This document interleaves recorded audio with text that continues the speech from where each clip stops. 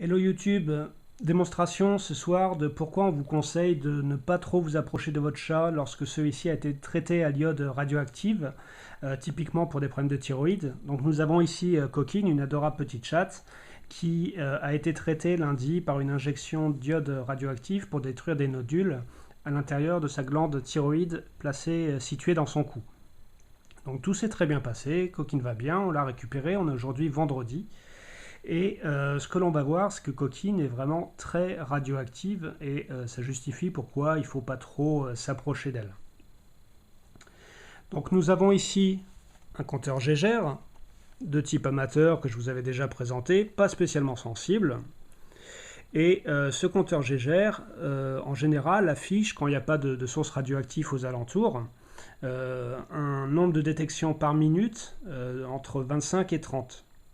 Donc on entend en général, quand on l'allume, en temps normal, entre 25 et 30 clics par minute, soit un clic tous les 2 à 3 secondes.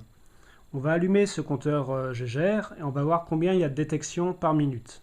Donc le chiffre que vous allez voir s'afficher sur l'écran quand ça sera allumé est le nombre de détections enregistrées depuis la dernière minute. Donc ça va monter progressivement.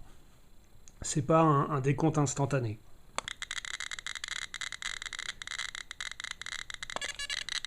Donc le compteur s'allume, on entend déjà à l'oreille que le nombre de détections est bien plus important que la normale.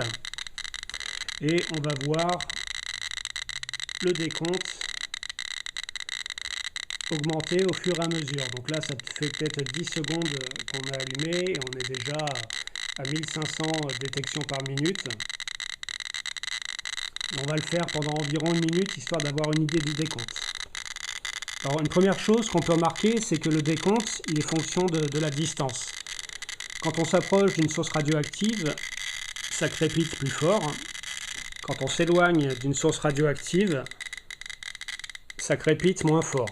Pourquoi? Parce que les rayons sont davantage concentrés. C'est un petit peu comme une braise ou une flamme. Quand on s'approche, on sent davantage la chaleur. Et quand on s'en éloigne, progressivement, on sent moins la chaleur. Donc là, on est quand même sur des nombres de détections qui sont de 7000, 7500, 8000. Si au fur et à mesure que je m'approche, ça va augmenter forcément. Et voilà, je pense qu'on va arriver aux 10 000 détections par minute, alors que en temps normal, on a entre 20 et 35 détections par minute. Donc c'est assez énorme.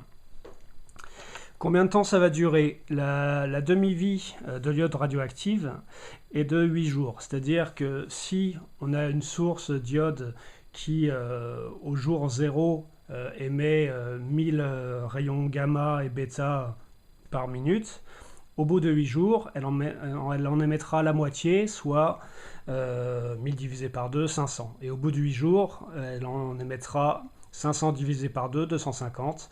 Et au bout de 8 jours encore, 250 divisé par 2, 125, etc. On considère en général qu'on n'a plus grand-chose en matière de radioactivité au bout de 10 demi-vies. Donc 10 fois 8 jours, 80 jours, donc ça fait environ 3 mois.